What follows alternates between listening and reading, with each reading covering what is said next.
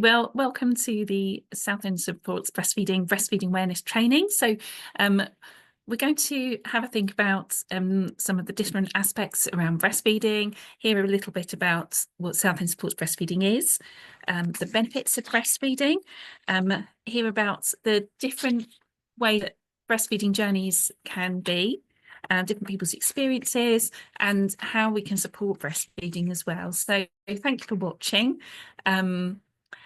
And let's start. So first of all, what is Southend Supports Breastfeeding? You might have heard or seen some of the stickers, some of the posters around the place, maybe seen some of the Southend Supports Breastfeeding people out and about with a gazebo.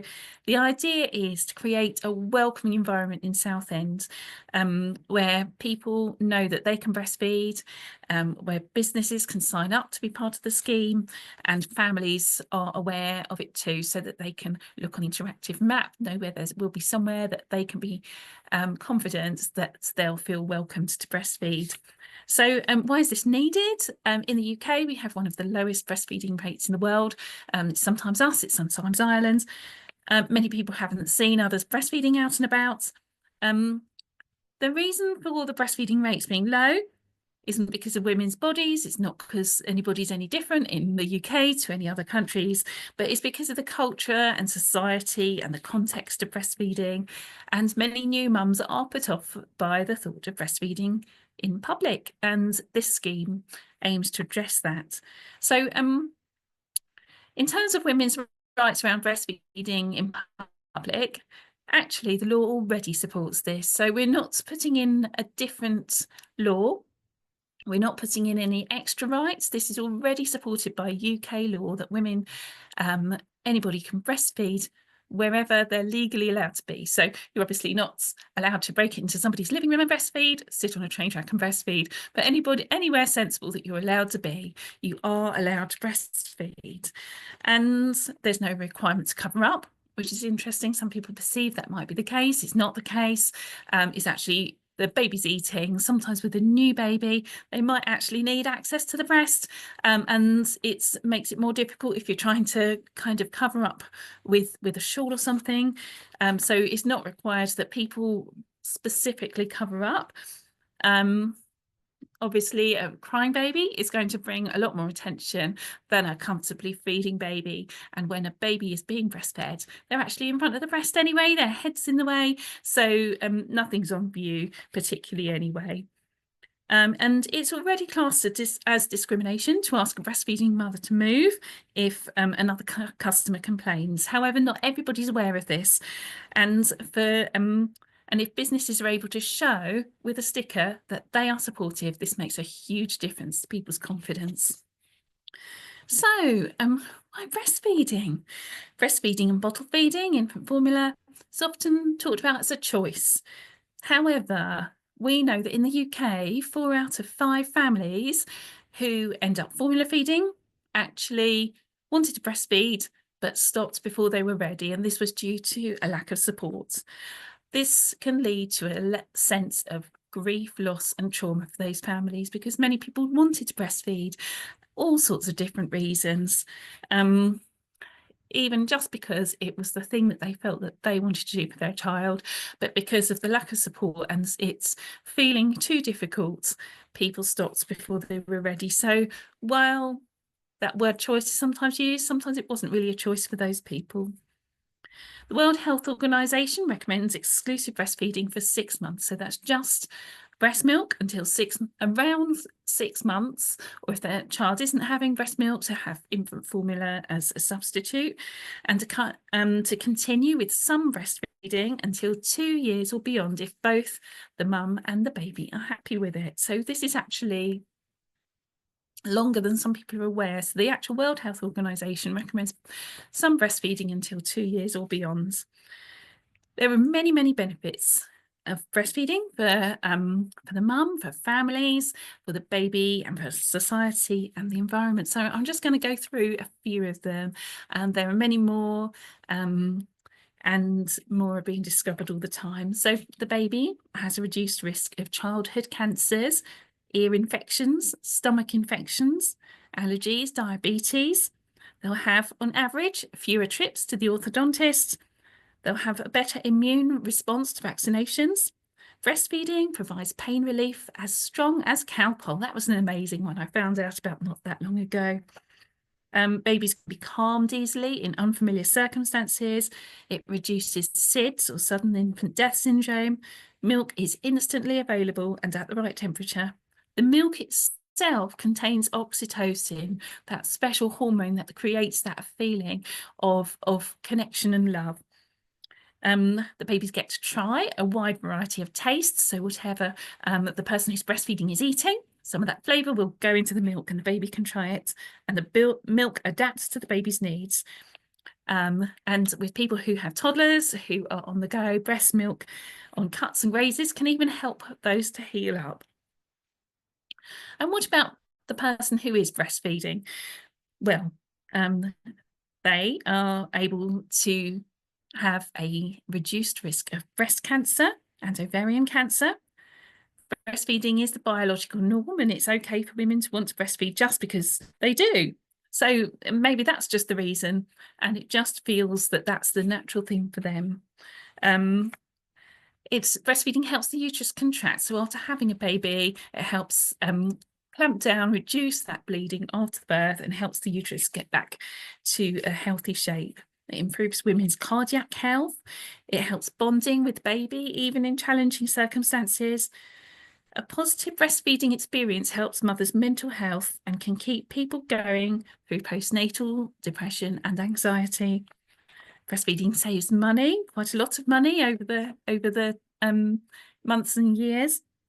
It can be a really helpful parenting tool, and it's absolutely fine for it to be used as that. Breastfeeding improves food security. So it's always available. And it's easy to settle the baby when making a phone call, sending an email, or if the mum needs a break. And another amazing thing about breastfeeding is if somebody coughs or sneezes on the mum and the baby, she will create antibodies in her breast milk within 20 minutes. And breastfeeding, breast milk is a healthy, unprocessed, free snack for toddlers. So it can actually save money as well with the old babies and toddlers, rather than needing to buy an overpriced small snack. Actually, a quick breastfeed can do the job. Society and the environment also benefit. So 0 food miles, that's quite impressive, isn't it? No packaging, no energy heating up milk, no waste, no cows making milk for formula, no need to transport it to supermarkets, bottles and cleaning equipment aren't required. Healthier babies and parents mean less pressure on the NHS. Babies get used to unprocessed food and to controlling how much they eat, which leads to longer-term healthier diets and less reliance on the baby food industry. So the way that babies feed is very active feeding, which is different to how they feed from a bottle. So they can't take too much. They have to work to get it to a certain extent, and they stop when they're feeling full. And that feeling of stopping when they're full is something that's able to carry through with them to adulthood. So the World Health Organization created a code of marketing breast milk substitutes. So this was put in place, it's a good few years ago now, and it's still in place to give guidance to good practice in the baby food industry. This was because families and health professionals were being targeted by formula milk companies. Formula milk for babies under 6 months cannot be advertised, although follow-on milk after that is allowed. So you might see adverts for infant formula, but it'll be aimed at older babies. So there's various guidance in the code. You're not supposed to show image of a sleeping baby on the tin of formula, because that could imply that the formula is going to make that baby sleep. Freebies can't be given to health professionals, and the health professionals are not supposed to accept offers of free conferences or training. Hospitals can't accept free samples to distribute, and formula adverts can't idealise formula feeding. However, there are ways companies get around this. They're very clever and they spend a lot of money on this. So they might use the same colours and fonts on other products and branding, so people get to just recognise it and associate it. They could advertise follow-on formula, but the baby in the advert just does look a little bit younger than 6 months.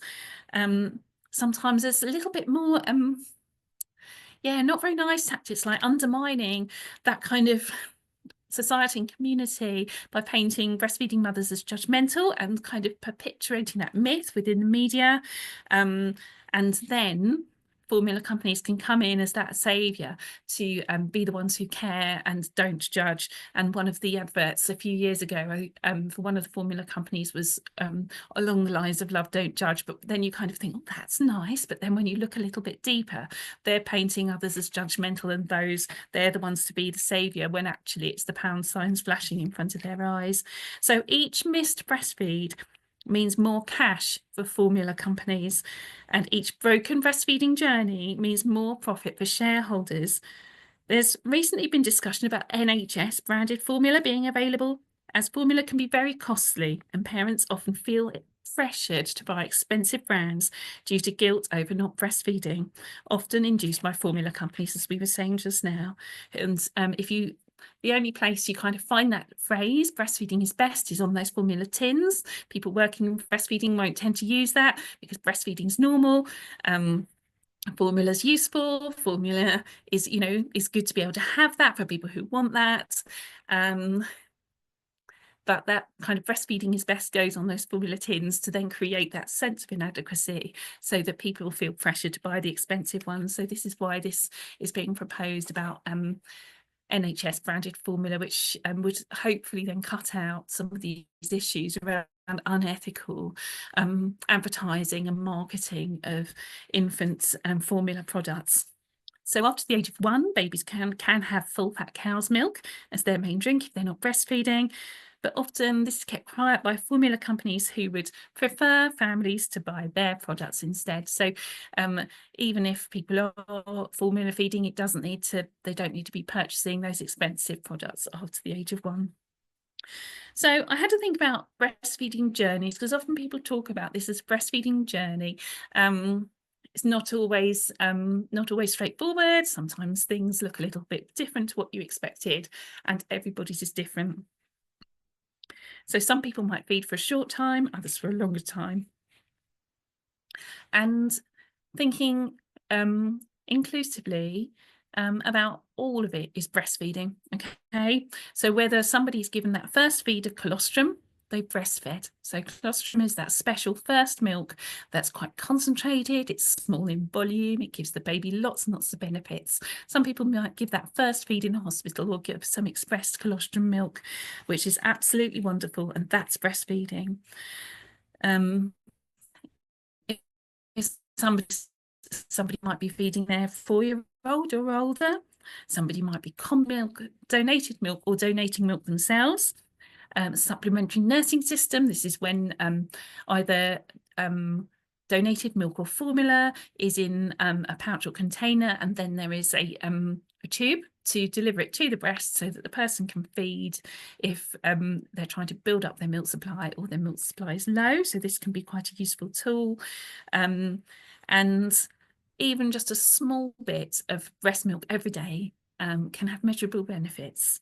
So all of that's breastfeeding. So what might this look like out and about? So thinking in your context, young babies need more support being held, so they might cry quite loudly while they're waiting to latch on, and might be quite high pitched. The best thing for that child is to be able to have their feed as soon as possible, because they're going to calm down, the mum's going to calm down, everybody's going to calm down. So supporting breastfeeding is great for everybody. It might take them a little while to latch on at the beginning because they're still learning how to do that. So while you might see older babies put to the breast and it goes straight on, in those first few weeks, sometimes the babies struggle a little bit and it takes them a little to adjust themselves. That's normal. And they might, as I was saying earlier, they might need access to the breast without it being covered up. Sometimes mums might use a cushion, either themselves or to put by the side to feed the baby under the arm, whatever works for them. If people are expressing, that's absolutely still breastfeeding, and they have the same rights as others. Okay, so some people might have a wearable breast pump, which they will wear inside their bra, inside their clothing. Others might use an electric pump, a hand pump, or a suction pump, or hand express to collect milk. There's different reasons people might be expressing. It might be because their baby's struggling to latch on directly. This could be because of something to do in the baby's mouth, like a tongue tie or cleft palate, or could be any sorts of issues. It could be because they're separated from their baby, because they're feeling full or engorged. So when the milk comes in, the breasts fill up, especially in those early months. Really, people will really notice the difference and will feel uncomfortable.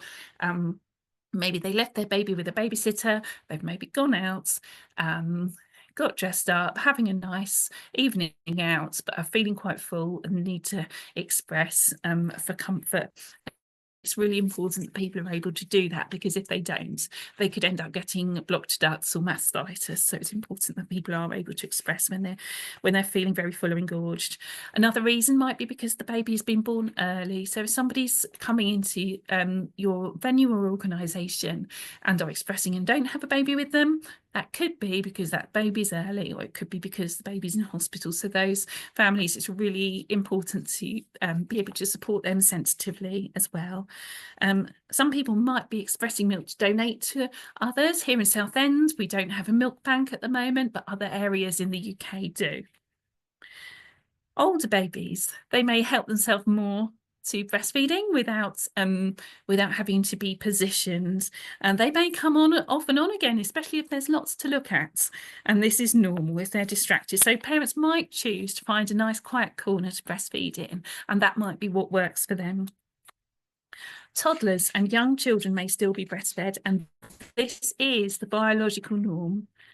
Compared to other mammals, our equivalent age for stopping breastfeeding as humans is between 2.5 and 7 years. All right, so that's kind of, if you look at the other mammals and when they stop in relation to body size and, you know, how close they are to like full growth, all these kinds of things. So various factors put together gives that figure, which I think is really interesting. So many families locally in Southend are breastfeeding their 1-year-olds, 2-year-olds, 3-year-olds, 4-year-olds, and 4+-year-olds. So many children stop by themselves around age 3. But bear in mind that others may continue, finding breastfeeding a way to regulate their emotions. This can be particularly true for neurodivergent children who may find the comfort and connection of breastfeeding a way to cope with busy, noisy, and unfamiliar environments. So if you're seeing a child who is maybe a 4-year-old, maybe a 5-year-old, and it's a busy venue and they're wanting to go for a breastfeed, this might be why. It might be because everything's so busy and that child might be having a bit of sensory overload, and what they need to do is to have that connection. And it's going to be best for everybody if they can do that, because otherwise they might start being quite upset themselves. So then there will be a reason why that child needs that breastfeed. So how can we support breastfeeding? So if you're involved in Southend Sports Breastfeeding, if you signed up, that's really wonderful. So thank you, first of all, for doing that. You should be having being sent or given a welcome badge and a display sticker. So it's great to display those. Wonderful to see those in so many venues around Southend. If you're able to in your venue, you could offer a chair and a glass of water to breastfeeding mums. You could ask if they need anything. And if others challenge them or make inappropriate comments, that person can move instead. So the law already supports this. Southend Sports Breastfeeding will support you with this. We are creating some policies which will be on the website, might be on by the time you're watching this, and that will support you to be able to know what to do in those circumstances and to be able to communicate that to anybody that you're working with or who's in your venue as well. You can also support breastfeeding by recognising that young babies, older babies, toddlers and young children may all be breastfed. So while we may have an image of what breastfeeding is, that may be just part of the story, and each breastfeeding journey may look different. So That's the end of the presentation. Thank you very much for watching, and look forward to seeing you again soon.